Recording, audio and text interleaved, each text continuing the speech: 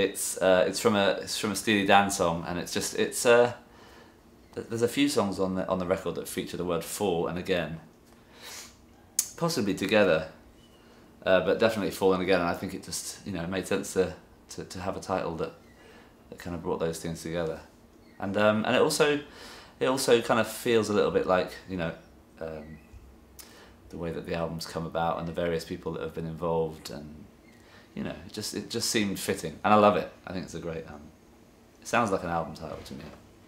So "For Together Again." So the record starts with a track called Derwin. It's an instrumental, and it's called Derwin because the house that we recorded in was called Bryn Derwin, and I quite liked it I liked the idea of there being something on the record that was sort of geographically referenced, Track 2 is called As Good As Gone, which is a song that I wrote here on this very piano. You should behold that sight. I was writing with George Ezra, potentially for his record that's now out, that I actually didn't end up writing any songs on, but it was nice to spend some time with George. And it was those chords I had kicking around, and I played them to him, and because I was really excited about them at the time, just the chords, and he kind of dug them, but we ended up veering off on some other idea, and I was pretty pleased about that because it then ended up turning into the song that is now As Good As Gone, and it's got a big drum beat in it that I actually sneaked the drum beat in. I was writing a piece of music with Ilan Eshkeri, who I did the Snowman thing with, and we had a drum kit set up, and Ilan went to make a cup of tea, and we hadn't got any studio time booked in at that point, and so whilst Ilan had gone to get a cup of tea, I got the engineer to whack 2 mics up, and in the space of 10 minutes we just did all the drums, and I sent them to Mike, and then he edited them together, and we took them with us to Bryn Derwin, which I thought was quite funny.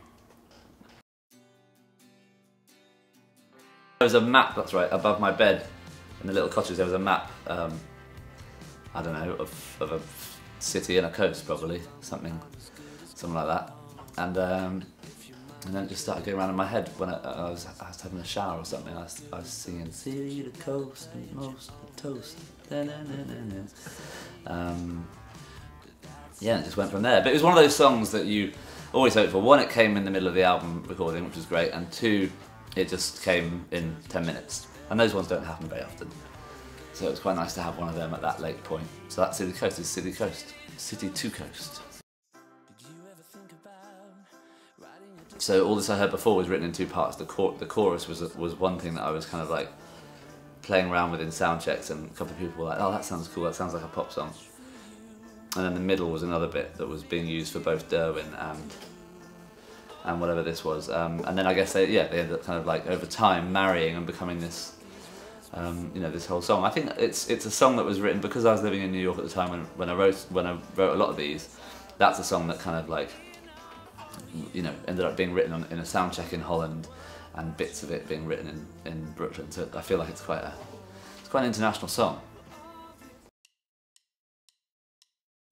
You Won't Find Love is a song that I definitely wrote when I was living in New York, and I had only one hand that was fully sort of functional, because this hand I'd stuck a glass through, so there's no way of working this hand. So I was doing a few weeks working with Chris Abanovich, who obviously used to play in Editors. He lives over there, and he was around the corner, and he's obviously a brilliant guitarist, and he's got a bunch of equipment, and I had no way of doing much because I was pretty much writing songs with one hand. So I'd go around to his house every day, and I'd take him the ideas that I've got, and he'd help me play things with the other hand, and it was quite funny, sort of funny one-handed arrangement. And this is one of the songs that I kind of started demoing around at his flat, and at the time it was pretty much an entirely different song,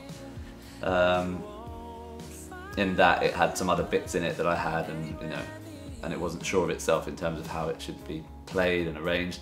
And I got back, when we got back to London, I was going through, before we went to Bryn Derwin, I was going through all the various bits of demos I had, and I heard the one that me and Chris did, and there were a couple of bits in it that just stood out, and so I just took these 2 bits out of 6 and plonked them together and made a song.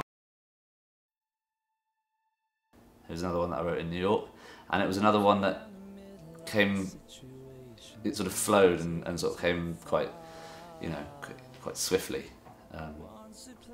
And those songs are always quite telling because it's almost a reassurance if a song comes like in that way. You know, other songs you have to work harder at. You're constantly having to sort of either convince yourself or tell yourself that you're doing the right thing and you're going the right direction. Whereas the ones that come, you know, in a sort of easy flowing manner, they're almost like kind of a self-reassurance. This song must be working because it's right in itself. Yeah, it's quite nice when you end up doing it's quite nice when you end up working on songs on tour, because it makes you feel like you've done something worthwhile with your day, as opposed to just sound checking and then going straight to the pub. And this was one of those. This was one of those ones that started humming. The melody to the chorus was the first thing that came, and it came about just after a sound check, and I started singing it, and I had the See a Girl bit. And I remember Steve Clark, who plays bass in my band, saying, you know, Steve doesn't sort of dish out compliments lightly, and he just turned around and he was like, "That's fucking good. What's that?" And I immediately was like, "Is it? Oh, cool. Yeah, great. Steve likes it. I'll go and carry on." So I just went back to the dressing room and carried on. Came back to when we moved back to London. I went and demoed it with Pat Collier, and it basically just had these 2 choruses and me. And it was one of the first demos I'd ever tried doing that just had me going, "Yes, and